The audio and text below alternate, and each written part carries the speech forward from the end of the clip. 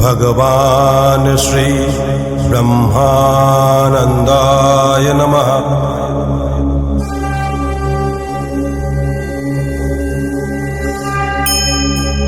भगवान श्री ब्रह्मानंदाय नमः।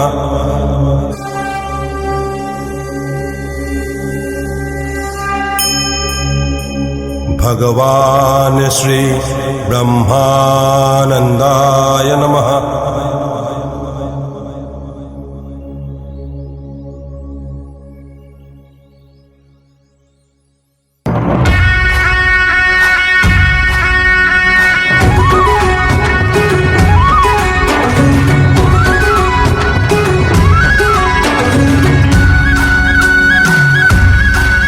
राधा के संग में आज रास रचे कृष्ण कान्हा, कान्हा की धुन पे आज झूमे कैसे देखो राधा। आई पूनम की प्यारी रात, रास रचे कृष्ण कान्हा, कान्हा की धुन पे आज झूमे कैसे देखो राधा।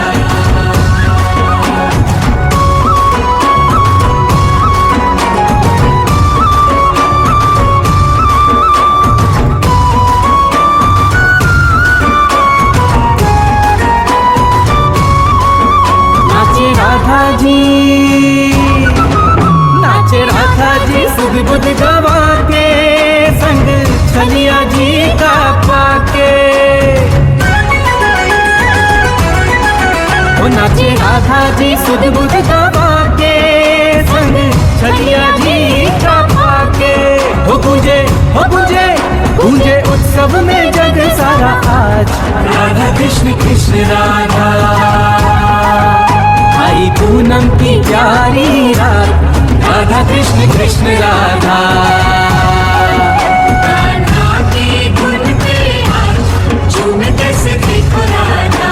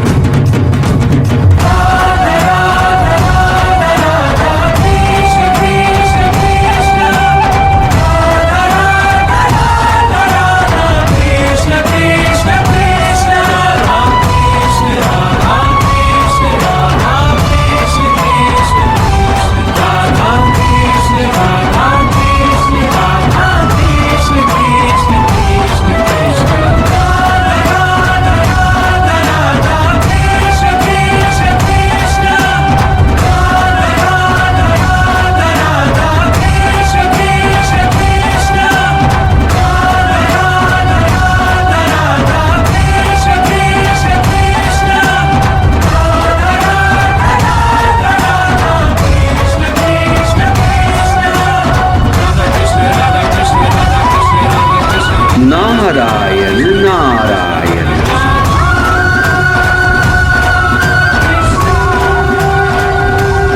आओ भक्त, इस वैकुंठ में तुम्हारा स्वागत है। भगवान, आपके चरण कमलों में मेरा प्रणाम। हे भगवान, सभी जानते हैं कि मैं जितेंद्रिय ब्रह्मज्ञानी व्यक्ति हूँ। मैंने माया को जय किया है, फिर भी मुझे आते देख किस कारणवश माता लक्ष्मी इस स्थान का परित्याग कर चली गई। मैं तो माता का संतान ही हूँ। देवर्षि, अपने पति विन्य दूसरे किसी भी पुरुष के सानिध्य में बिना प्रयोजन किसी भी नारी का उपस्थित रहना उचित नहीं है। यह स्त्री धर्म के विरुद्ध है। इस ब्रह्मांड की प्राण शक्ति महालक्ष्मी समाज के आदर्श की रक्षा हेतु ही तुम्हारे निकट से अंतराल में चली गई। पर यह तुमने क्या कह डाला भक्त? तुमने अभी कहा कि तुम माया से मुक्त हो। यह वचन तुम फिर कभी मत बोलना। इस ब्रह्मांड में ऐसा कोई योगी तपस्वी, मुनि, ऋषि, दानव या देवता नहीं है जो मोह माया के बंधन से मुक्त है।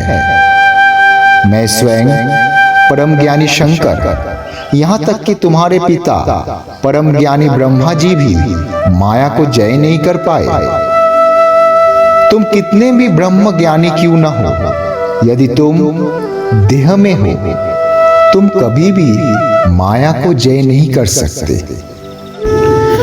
हे कमलेश, आपका ये वचन सुनकर मैं आश्चर्यचकित हो रहा हूँ। स्वयं आप जिस माया को जय नहीं कर पाए, उस माया का क्या रूप है? आखिर ये माया क्या है? आखिर किस आधार पर इस माया का अस्तित्व है? कृपा कर आप मुझे इस माया का दर्शन करवाइए। शांत हो देवर्षि। माया की व्याख्या मैं शब्द में दोबारा नहीं कर पाऊंगा। माया त्रिगुणात्मिका है। सर्व पदार्थ में आधारभूता है माया। वो विश्व प्रकाशिका है, वो सर्वज्ञ है। मैं तुम्हें माया की व्याख्या तो नहीं कर पाऊंगा, पर तुम्हें माया का प्रत्यक्ष अनुभूति अवश्य करा पाऊंगा। तुम इस तरह माया का प्रत्यक्ष अनुभूति करोगे कि युगों युगों तक तुम उसे भूल नहीं पाओगे। चलो मेरे साथ चलो।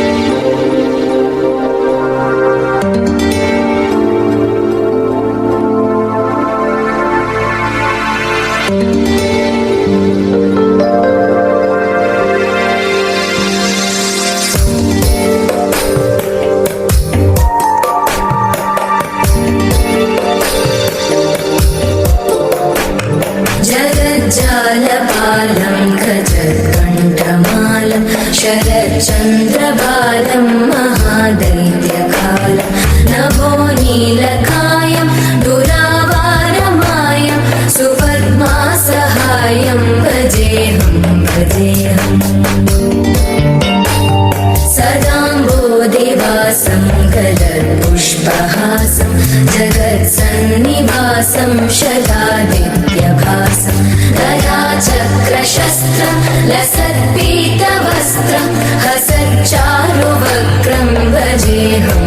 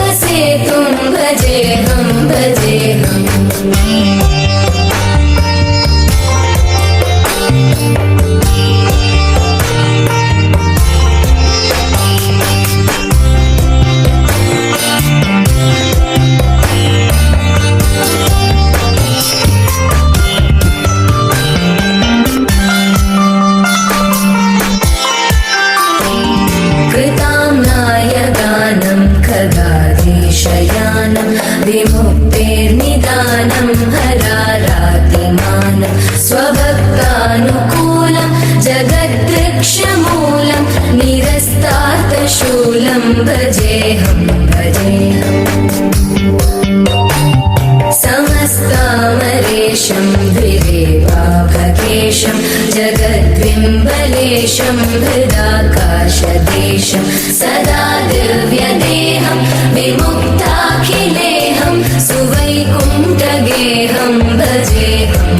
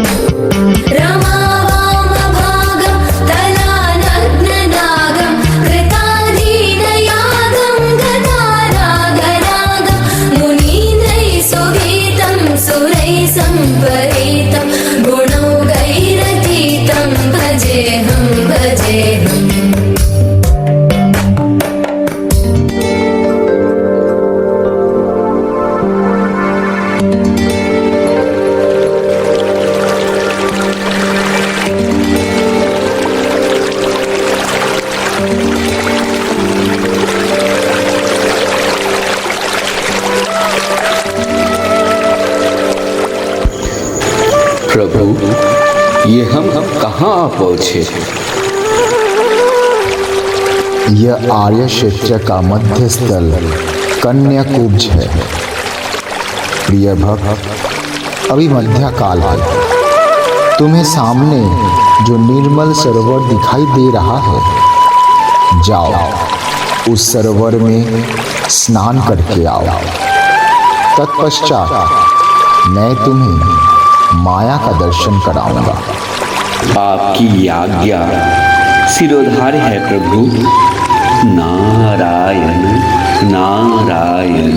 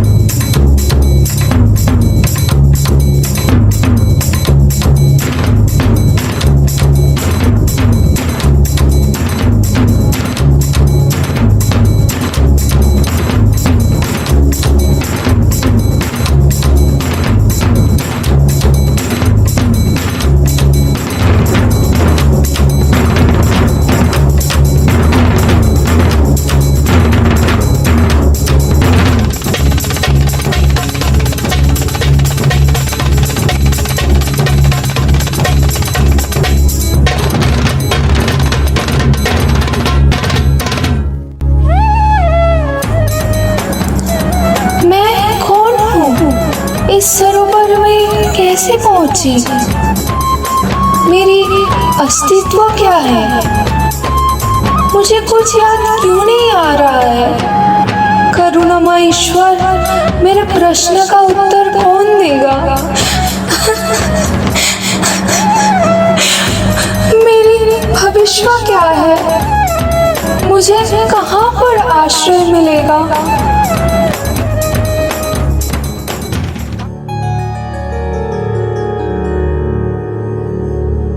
हे कल्याणी, आप कौन हैं? इस निर्जन सरोवर के तट पर आप क्यों खड़ी हैं? आपके कुलशील माता पिता कौन हैं? आपके नेत्र अश्रु सजल क्यों हैं?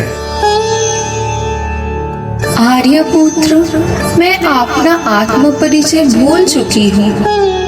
मैं कौन हूँ, कहाँ से आई हूँ, मेरे माता पिता कौन हैं, मुझे कुछ भी याद नहीं है।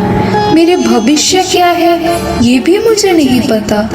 मेरी मस्तिष्क, मेरी चिंतन शक्ति दिशाहीन हो चुकी है। इस परिस्थिति में मुझे क्या करना चाहिए, इस बारे में मुझे कुछ भी नहीं पता। इसलिए मेरे भाग्य के ऊपर ही मेरा भविष्य छोड़ देती हूँ। देवी, आपकी ऐसी करुण अवस्था देखकर मेरा मन अत्यंत व्यथित हो रहा है। यदि आप चाहे तो मैं आपका भविष्य निश्चिंत कर सकता हूँ। मैं आपको ग्रहण करना चाहता हूँ। इस विषय में आपका क्या विचार है? आर्यपुत्र, आप किस परिचय से मुझे ग्रहण करना चाहेंगे? मैं अपना नारी धर्म त्याग कर उल्टा नहीं बन पाऊंगी। इससे तो मेरा जीवन त्याग देना ही बेहतर होगा। हे कल्याणी, मैं कान्याकुब्ज का राजा हूँ। आप कोई भी हो, आप विपदा में हैं और नारी के मर्यादा की रक्षा करना ही पुरुष का एकमात्र कर्तव्य है। मैं एक प्रजावत्सल राजा हूं। अब आप ही बोलिए, आप मुझसे क्या आशा रखते हैं?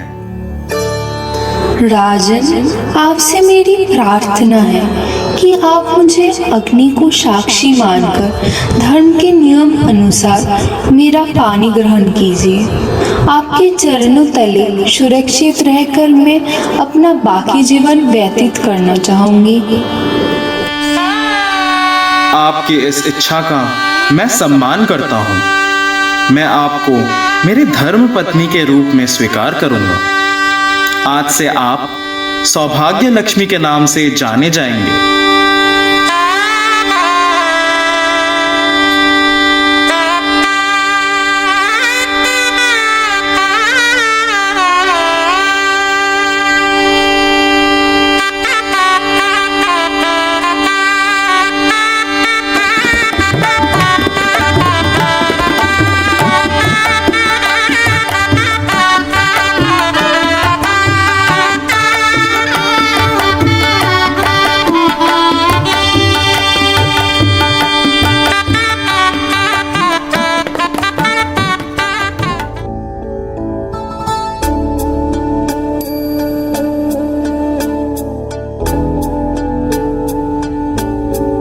महाशय, क्या आप लोगों ने सुना कि हमारे राजा तालध्वज ने अमृत सरोवर के तट से एक रमणी का उद्धार किया है?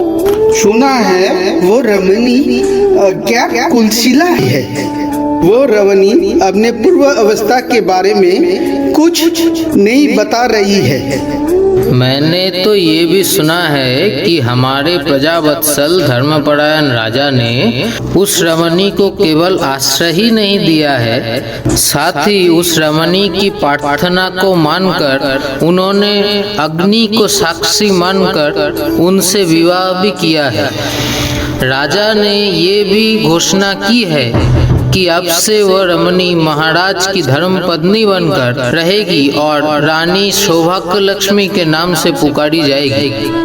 महाशय, आपने ठीक ही सुना है। पिछले पूर्णमासी के दिन ही राजा का शुभ विवाह संपन्न हुआ है। परंतु जिस रमणी के बारे में राजा कुछ नहीं जानते, उस रमणी का क्या कुल है, क्या शील है, कौन उनके माता पिता है, क्या उनका परिचय है, ये सब तथ्य जाने बिना ही राजा ने कैसे उन्हें अपने धर्म पत्नी के आसन में बैठा दिया। सुना है कि रानी का परिचय जानने के लिए राजा ने अलग अलग दिशाओं में अपना गुप्तचर भेजा था, परंतु अब तक किसी को भी कोई ठोस तथ्य लाने में सफलता नहीं मिली। मेरे विचार से हमारे राजा एक आदर्श पुरुष है। रमणी को विवाह कर राजा ने अपने राजधर्म और कर्तव्य का पालन किया है। सुनने में आ रहा है कि रानी सौभाग्य लक्ष्मी बड़ी सुशील और धार्मिक प्रकृति की है। उनके चरण राजमहल पर पड़ते ही अलग अलग स्थानों से राजा को शुभ समाचार मिलने लगे हैं। आप सब चिंता ना करें, हमारे राजा बहुत ही ज्ञानी और अनुभवी है। चलिए राज दरबार में जाकर राजा और रानी का दर्शन कर आते हैं। हाँ जरूर। हाँ जरूर जरूर, चलिए चलिए।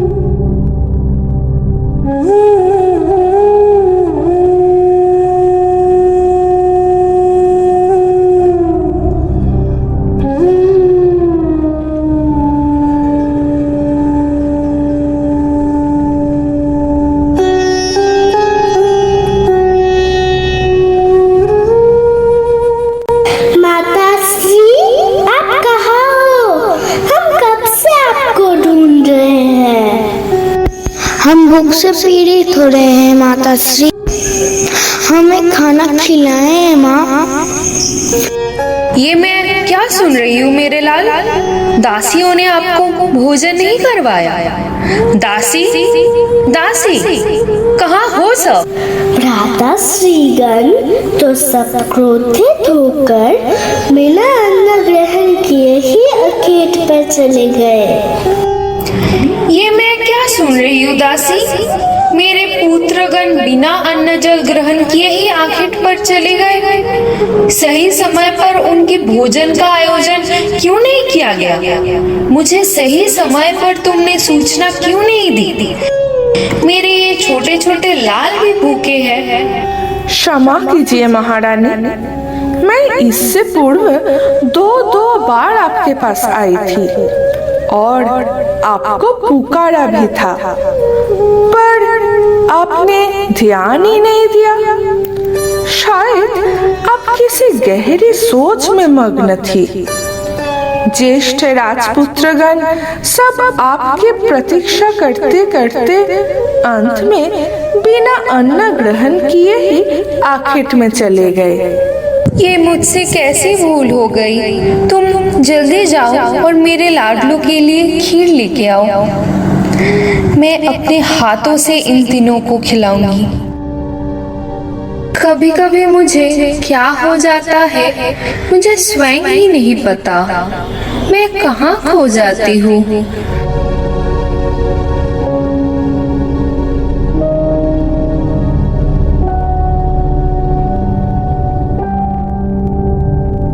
महारानी, महाराज आपसे मिलने के लिए आपके महल में आ रहे हैं। दासियों, मेरे इन 3 पुत्रों को ले जाओ और ठीक से भोजन कराओ। देखना खीर का एक भी दाना कटोरी में ना छूटे।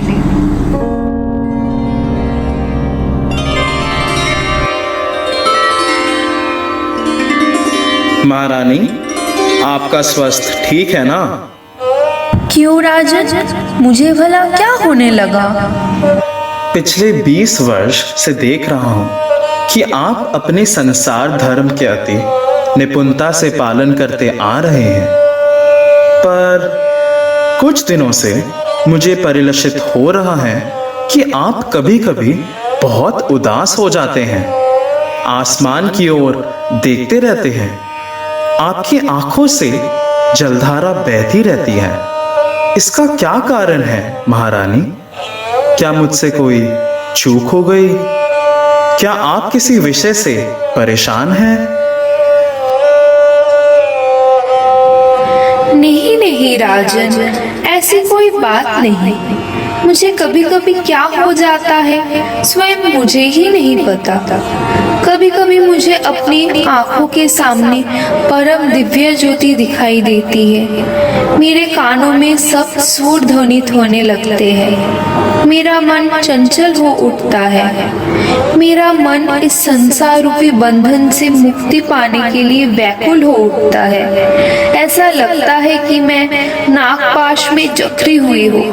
फिर जब मैं अपने इस हरे भरे संसार को अपनी आंखों के सामने देखती हूँ, अपने पुत्र का मुखमंडल देखती हूँ, आपके सागर जैसा प्रेम का अवलोकन करती हूँ, तब इस संसार को ही परम आश्रय रूप में पाती हूँ।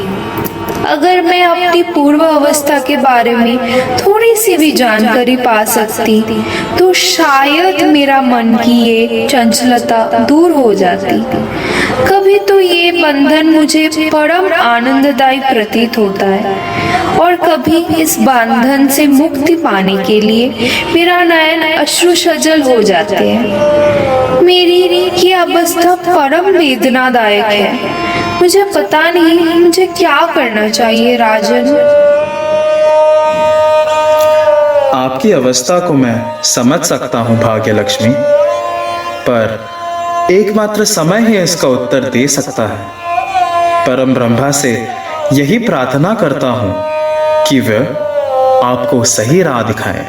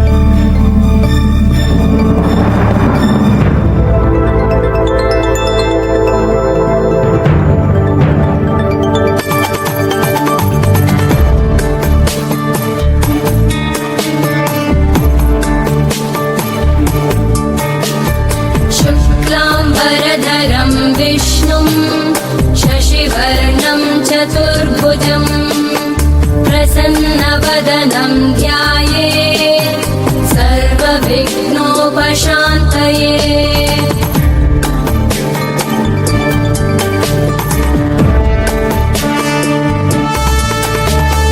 शान्ताकारं भुजगशयनं पद्मनाभं सुरेशं विश्वाधारं गगनसदृशं मेघवर्णं शुभाङ्गं लक्ष्मीकान्तं कमलनयनं योगिभिर्ध्यानगम्यं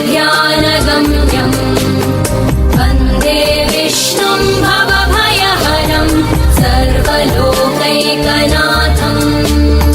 वन्दे विष्णुं भवभयहरं सर्वलोकैकनाथम्।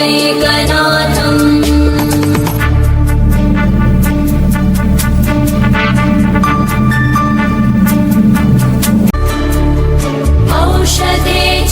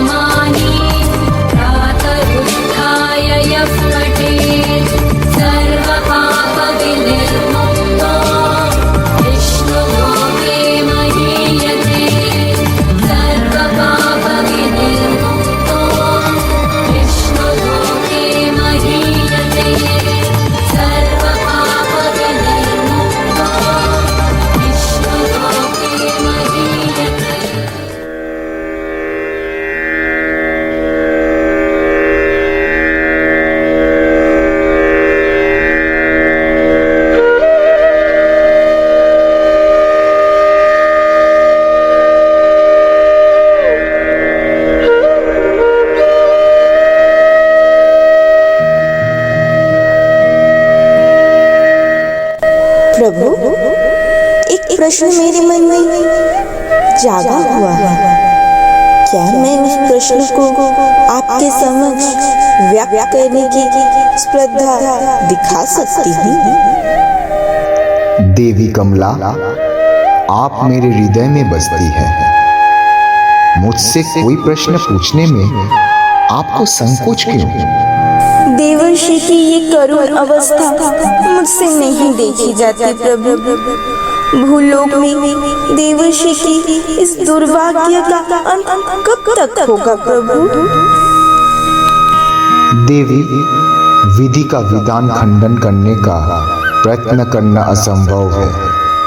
देवर्षि ब्रह्म ज्ञानी होकर भी अपने ज्ञान का, अपने भक्ति का अहंकार नहीं छोड़ पाए। परम ज्ञानी होने के लिए उनको माया का यह नागपाश, मोह का यह बंधन अतिक्रम करना ही पड़ेगा। यदि वास्तव में वो माया से परिचित नहीं होंगे तो वो कभी भी माया से मुक्त नहीं हो पाएंगे। इस त्रिलोक में ऐसा कोई भी नहीं है जो देह में रहकर माया को वर्जित कर सके। देवर्षि इस भ्रम में थे कि उन्होंने अपने ज्ञान से माया को जय कर लिया है। सौभाग्य लक्ष्मी बनकर देवर्षि अपने संसार, अपने पति, पुत्र, पौत्र के बंधन में ऐसे जुड़े हुए हैं कि मुक्ति का पथ दिखाई ही नहीं दे रहा है। प्रभु, यदि सौभाग्य लक्ष्मी अपनी इस माया के बंधन में, अपनी इस वास्तविक प्राप्ति में सुखी है, तो वे इतनी विचलित क्यों हो रही है प्रभु? नहीं, कल्याण कृत्य कश्चित विनाश तत् गच्छाति। सत्य साधना कभी भी नष्ट नहीं होती।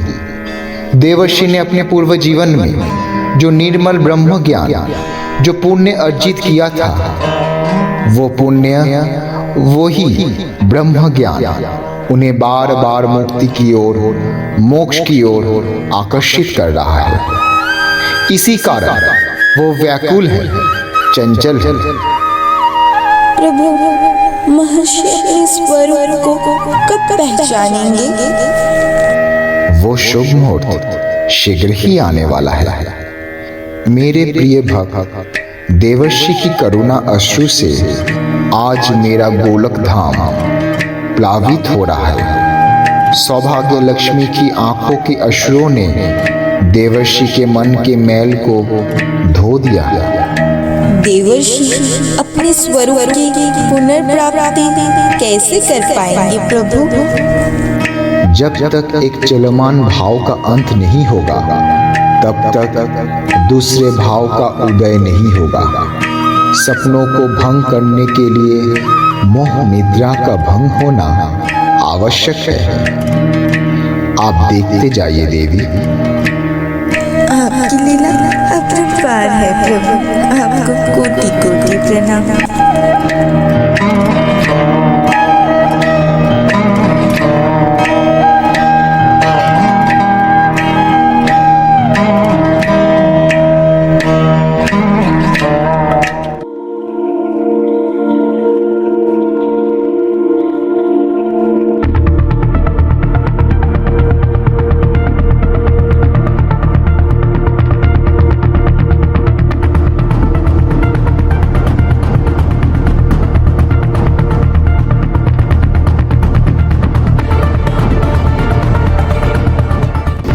महाराज की जय हो।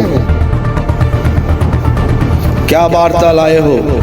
क्या कनकुच के राजा तलध्वज हमारा प्रस्ताव मान गए? क्षमा करें महाराज, राजा तलध्वज ने आज आपका प्रस्ताव मानने से साफ इनकार कर दिया। उनका कहना है कि यमुना का पश्चिम तट उनके राज्य के अधीन है। उस हिस्से का अधिकार वो कभी नहीं छोड़ेंगे। राजा तालध्वज की इतना स्पर्धा! युग युग से यही निश्चिंत था कि जमुना नदी का पूर्व तट कनकुंज का अंश है। और पश्चिम तट हमारे राज का अंश। राजा तलध्वज के पिता और मेरे पिता के बीच में इस विषय पर एक समझौता भी हुआ था। अब राजा तलध्वज उस समझौता से कैसे मुकर सकते हैं? क्षमा कीजिए राजन, ऐसा प्रतीत होता है कि राजा तलध्वज का अहंकार उनकी बुद्धि भ्रष्ट कर रहा है। उनके इस इनकार का समुचित उत्तर हमें देना पड़ेगा। युद्ध के माध्यम से ये फैसला होगा कि जमुना के पश्चिम तट का अधिकार किसका है। तुम तुरंत सेनापति को बुलाकर लाओ। हमारे सेना अभी के अभी कन्न कुंज पर आक्रमण करेगी। जो आज्ञा महाराज।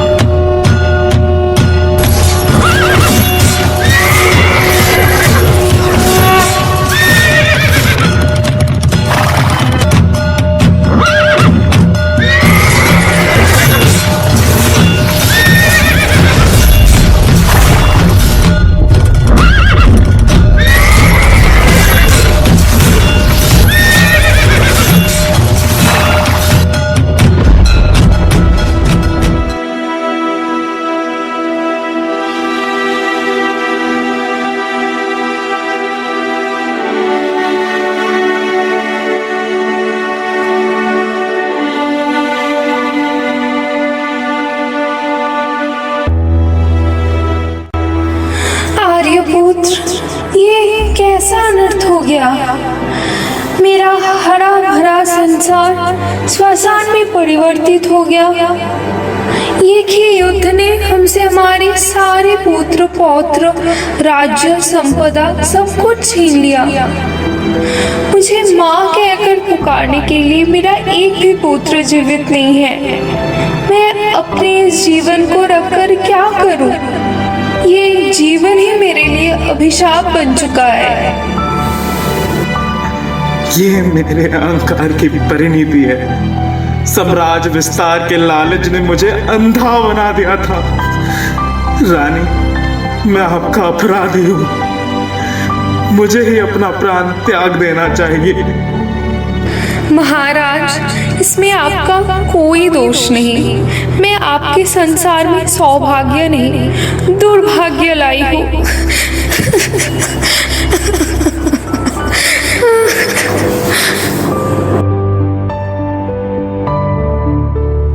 हरिओम हरिओम।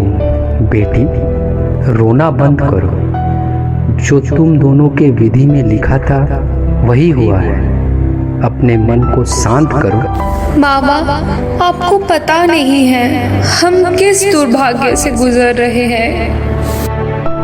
बेटी, मुझे सब कुछ पता है। तुम दोनों क्यों इतनी पीड़ित हो रहे हो। इस विश्व ब्रह्मांड में कौन किसका है। यह पुत्र, साम्राज्य, संपदा, सब कुछ माया ही तो है। सभी कुछ एक सपना ही है। केवल कर्तव्य तुम्हारा है, केवल कर्म तुम्हारा है, केवल साधना तुम्हारी है। तुम्हारे पुत्रगण क्षत्रिय संतान थे। सम्मुख युद्ध में वे वीर गति को प्राप्त हुए हैं। उन सभी को स्वर्ग लाभ हुआ है। अपने मन को इतना दुर्बल न होने दो। जाओ, उस सरोवर में स्नान कर अपने पुत्र पौत्रगण का तर्पण करो। जाओ माँ, पहले तुम स्नान करके आओ। आज पूर्णिमा तिथि है। देखो, पूर्व गगन में सूर्योदय उदित हो रहे हैं। ब्रह्म मुहूर्त में स्नान करके मन को शांत करो। नारायण हरि नारायण।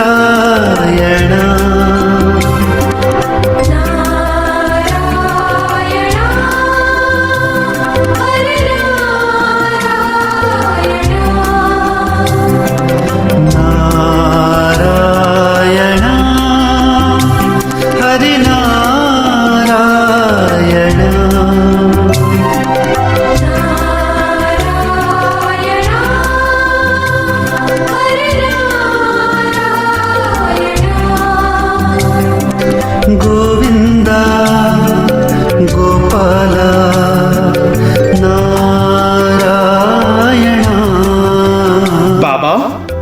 सौभाग्य लक्ष्मी कहाँ गई?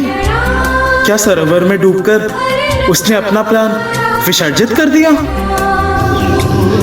मैं ही आपकी सौभाग्य लक्ष्मी हूँ। यह असंभव है, मुझे भ्रमित मत कीजिए।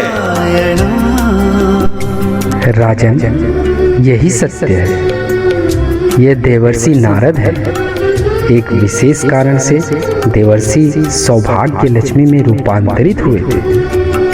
चलो, मैं तुम्हें सब व्याख्या करता हूँ।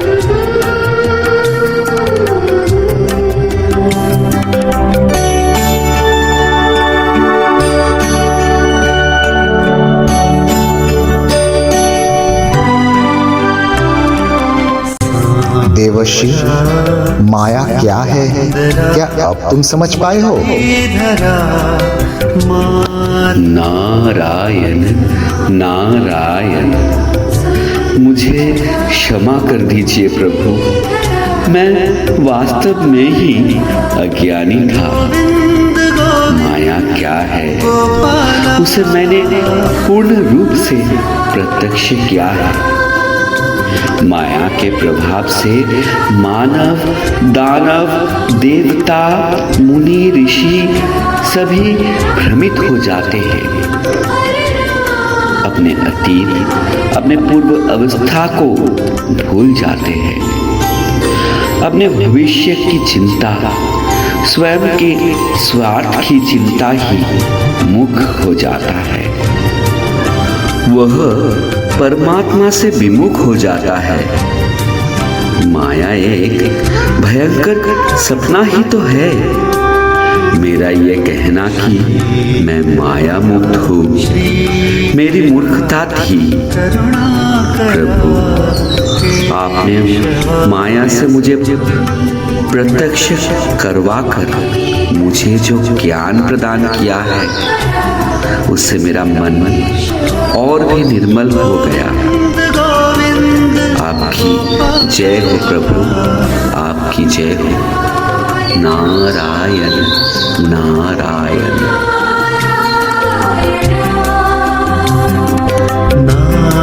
नारायण, हरे नारायण।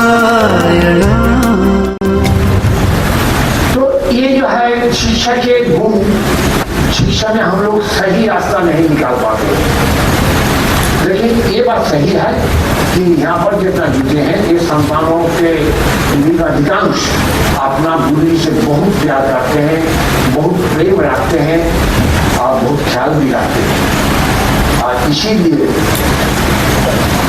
आज के दिन में इस स्थान पर, इस समय पर ये ब्रह्मानंद पहुंच पाया है। गुरु की परीक्षा मेरे गुरु जी का,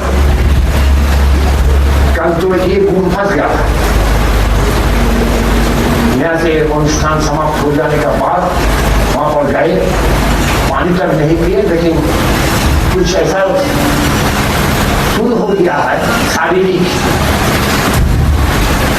जो कि रात भर कुछ खाया भी नहीं, रात भर लैट्रिन और लैट्रिन इस तरह।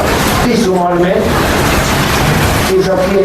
सुबह डॉक्टर को बुलाया, डॉक्टर आके बोला कि आपको तो लेके जाना है। अरे आज के दिन में कैसे लेके जाएंगे? और जबरदस्त कुछ डोज डाला, ठीक हो गया है। लेकिन इसमें थोड़े लेते लेते वही सोच रहे थे कि कभी भगवान विष्णु नारद को कहे थे ये नाम हम किस स्थान वैकुंठ, ये नारद मैं वैकुंठ में सदा अवस्थान नहीं कर पाता हूँ। जोगी नाम हृदय न चल, जोगियों का हृदय में भी मैं नहीं रह पाता हूँ, वहीं रहता हूँ मैं। मद भक्ता जब गायन्ते तत्र तिष्ठामि नाम। सवेरे से लेकर संतानगण यहाँ पर जप कर रहे हैं, जय गुरु कर रहे हैं, वहीं तिष्ठामि नाम। तो भक्त के आह्वान पर शरीर स्वस्थ हो गया है, यहाँ पर चलकर चले आए हैं। डॉक्टर सोचेंगे कि ये तो किसी की बात नहीं सुनेगा, डबल डोज दे दिया होगा, लेकिन स्वस्थ ठीक है।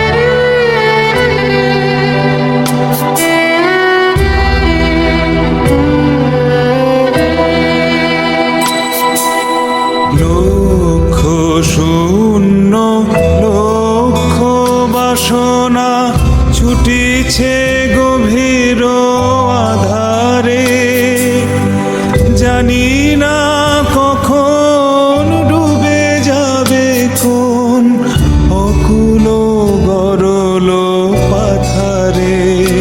প্রভু বিশ্ব বিপদ হন্তা, তুমি দাঁড়াও রুধিয়া পন্থা, তব শ্রীচরণ তলে নিয়ে সমুর মত্ত বাসনা গুছায়ে, মলিন মর্ম মুছায়ে, তুমি নির্মল করো মঙ্গল করে, মলিন মর্ম মুছায়ে।